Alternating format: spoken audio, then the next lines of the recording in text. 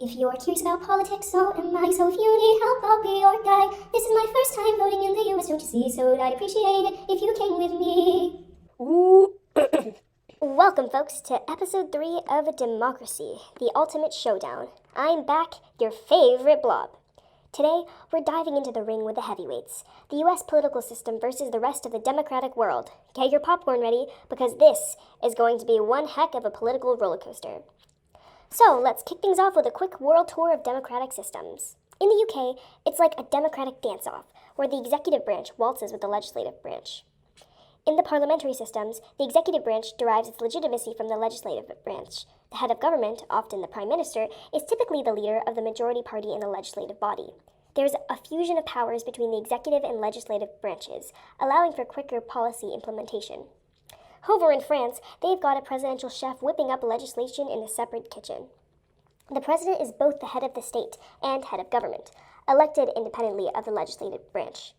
The executive and legislative branch operate separately, and the president serves a fixed term.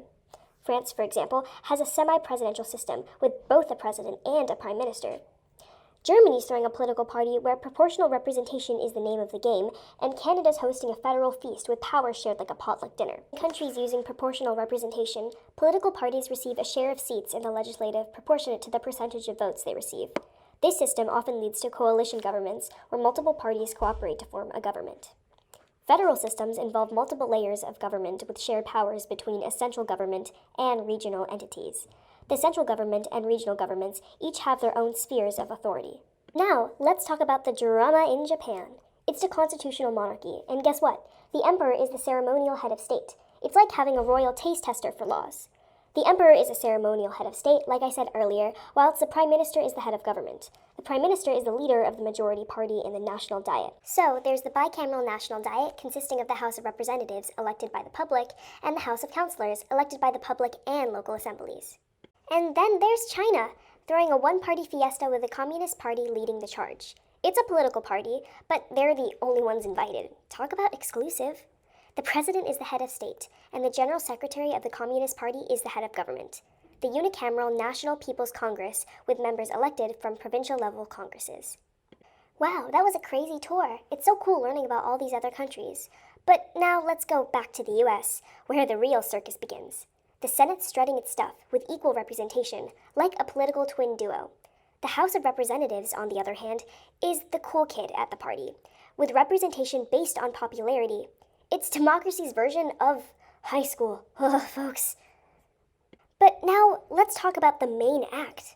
Who's the main act, you may ask? Well, it's the US president. They're not just the head of state. They're the head of the party, too. It's like being the prom queen and prom king, I believe, all rolled into one. And don't forget the Electoral College. It's the VIP section of the election party, where winning a state is like catching the bouquet at a wedding. But unlike other democracies, the US is the master of separation. It's like having, 3 roommates who never talk to each other, but somehow manage to run the household. Not that I've ever experienced that before. Anyway, it's a political sitcom waiting to happen. But here's the real twist, something I actually mentioned before. The Electoral College. It's like playing Monopoly with a twist of fate. Roll the dice, win a state, and boom, the electoral votes are all yours. It's democracy, but with a hint of board game strategy. But I guess to sum it up, the US political system is like a democracy with a side of extra cheese. It's federal, it's presidential, and it's bicameral. A political pizza you won't find, well, anywhere else. So, buckle up, democracy enthusiasts. The US system is a thrilling ride with more twists and turns than a political soap opera.